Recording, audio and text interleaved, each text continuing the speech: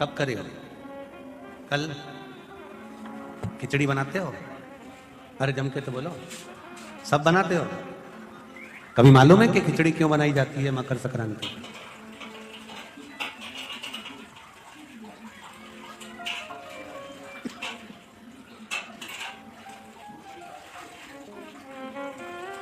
खिचड़ी बनाने का कारण क्या है? वो मकर संक्रांति का दिन था जब सनातन धर्म पर आंच आकर खड़ी हो गई थी और सनातन धर्म को नीचे गिराने वाले लग गए थे। चारों तरफ आक्रमण कर दिया था। तब सैनिक भी नहीं थे। तब गुरु गोरखनाथ जी ने अपने सारे शिष्यों को कह दिया था कि चिमटा उठाओ और चल पड़ो युद्ध के लिए। तो सारे साधु, संत, सन्यासी, तपस्वी, साधक, उपासक जितने थे वो सब युद्ध करने के लिए आ गए। जब युद्ध में ऐसा युद्ध चालू हुआ, ऐसा युद्ध चालू हुआ, ऐसा युद्ध चालू हुआ कि खिलजी अपनी सेना को लेकर पीछे हटने लगा, फिर आक्रमण कर दिया। गोरखनाथ जी ने देखा कि अब आक्रमण हो गया, अब क्या करें? अब उनकी सेना में सबको खाने के लिए अच्छा मिल रहा था, पीने के लिए अच्छा मिल रहा था। संतुष्ट होकर फिर सामने आकर खड़े हो जाते थे। मकर संक्रांति का दिन गुरु गोरखनाथ जी को मालूम पड़ा आज भोजन में तुम्हारे संतों के पास कुछ भी नहीं है, कुछ भी नहीं, और भोजन में कुछ भी नहीं, और ये बाकी की सेना जो सामने वाली है उसके पास में तो इतना बल है, खाते हैं और एनर्जी आ जाती है, बल आ जाता है। गोरखनाथ जी ने कहा चिंता मत करो, उत्तरायण सूर्य है, मकर राशि का प्रवेश है, मैं भी ऐसा अमृत तैयार करता हूं कि मेरी सेना को जब मैं खिलाऊंगा तो विजय कर कर आएगी। और गुरु गोरखनाथ जी ने सबसे पहली खिचड़ी मेरे गुरु गोरखनाथ ने अपने सारे संतों के लिए, भगवंतों के लिए गुरु गोरखनाथ ने तैयार करी और कहा खिला दो खिचड़ी और करो आक्रमण। खिचड़ी खाकर मकर संक्रांति के दिन जब आक्रमण किया गया तो पूरी सेना को तहस नहस कर कर ये सनातन धर्म फिर बच गया। ये क्यों किस क्यों मकर संक्रांति के दिन वो उड़ाते हो? और जम के तो बोलो, हमारे सनातन धर्म में, हिंदू धर्म में एक दिन दिया गया है पतंग उड़ाने के लिए। एक दिन दे दिया, ये पतंग उड़ा लो, उड़ाओ, काटो। सनातन धर्म में एक दिन दिया गया कि एक दिन उड़ाओ, मना नहीं है, एक दिन काटो, मना नहीं है, पर बाकी के दिन किसी भी बहन बेटी की कोई फालतू बात मत उड़ाना और किसी की जिंदगी मत काटना। ये हमारा सनातन धर्म है। किसी बेटी का संबंध आया, किसी बेटी का रिश्ता आया, किसी के लड़के का संबंध आया, किसी के लड़के का रिश्ता आया, और कोई तुम्हारे पास में फोन लगाया, साहब तो भैरू सिंह जी की बेटी कैसी है, और तुमने उड़ाना चालू कर दिया। अरे ऐसा ना ना, शिव महापुराण की कथा कहती है साल में एक दिन हमारे सनातन धर्म में दिया जाता है, उड़ा। उंगली मत उठाना और ना किसी की जिंदगी को काटने का सोचना। मकर संक्रांति का जो दिवस है वो कोई साधारण नहीं। आप लोग दान करते हो मकर संक्रांति में? कितनी चीजें दान करते हो? और सुहागन माताओं को देते हो ना, क्या देते, कितने देते हो? 13, 14 कितने हैं? 14। कौन से पुराण में लिखा है कि 14 चीज देना चाहिए? अरे बोलते जाओ जरा जल्दी जल्दी, बड़ी मुश्किल से तो पकड़ाई में आते हो तुम शिवरी नारायण वालों। 14 चीजें दान देना है। किस पुराण में लिखा है? कोई तुमसे पूछ सकता है तो महाराज आप कह सकते हो अग्नि पुराण में वर्णन आता है। कौन से पुराण में लिखा है? अग्नि पुराण में लिखा। देवऋषि नारद भगवान विष्णु के पास जाकर पूछते हैं, नारायण कृपा करिए।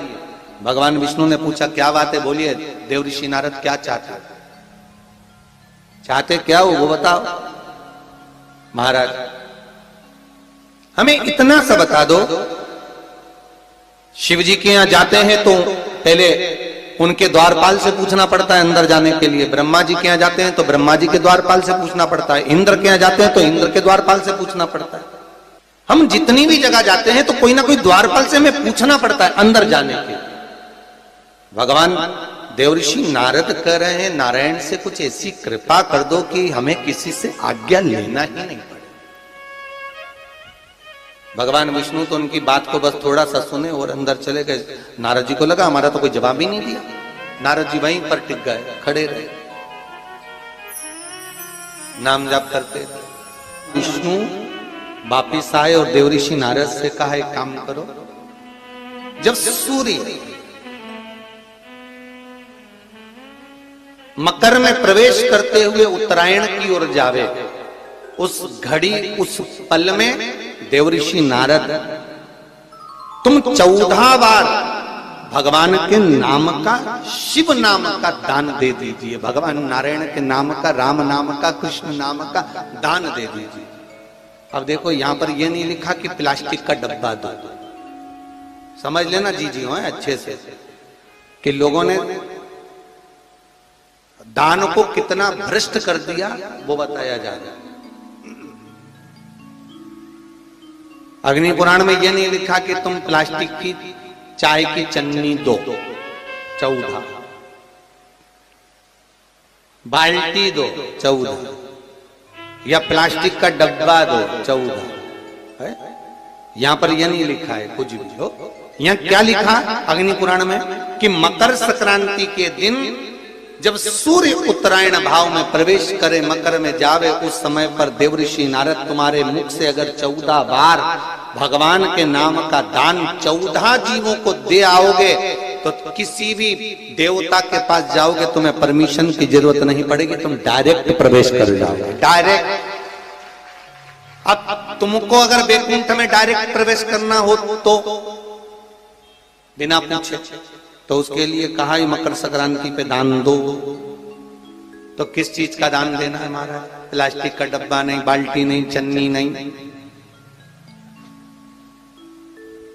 फिर किस चीज का दान? तो कहा अगर देवर्षि नारद आप दान दे रहे हो तो 14 नाम का दान दीजिए, 14 जीवों को नाम का दान दे दो, भगवान के नाम का भजन करो। और अगर संसार के लोग दान दे तो किस चीज का? तो के अन्न से बड़ा कोई दान, अन्न से बड़ा कोई दान नहीं। अच्छा, कई लोग कहते हैं कि सूर्य के उत्तरायण का क्रम है, ये क्रम है, ये पूजन का क्रम है, तिल्ली के लड्डू का क्रम है? लड्डू बना लो तिल्ली का, इसका क्रम है। पर अगर स्कंद पुराण उठाओ तो स्कंद पुराण में अगर मकर संक्रांति के क्रम को यदि पढ़ोगे तो मालूम पड़ेगा कि पूरे वर्ष में एक दिन ऐसा था जिस दिन भगवान शिव और नारायण ये दोनों, इसलिए आज भी हिंदू धर्म में गुड़ के लड्डू तिल्ली के साथ मिलाते हैं। क्यों? उसका कारण कि शंकर और नारायण ये दोनों एक ही दिन, एक ही पल गंगा का स्नान करने के लिए जाते, एक भगवान शिव।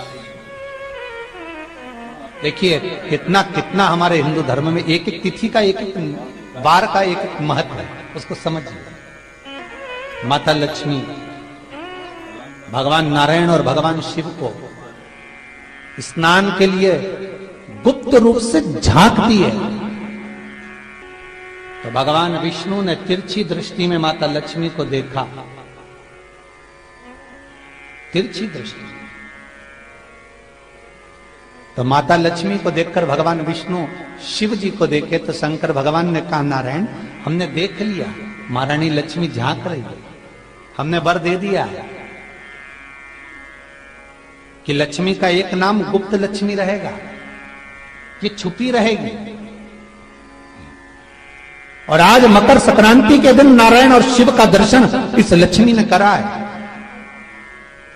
पर जो गुप्त लक्ष्मी का दान दे देगा उसके घर में कभी कोई बड़ी बीमारी प्रवेश नहीं करेगी।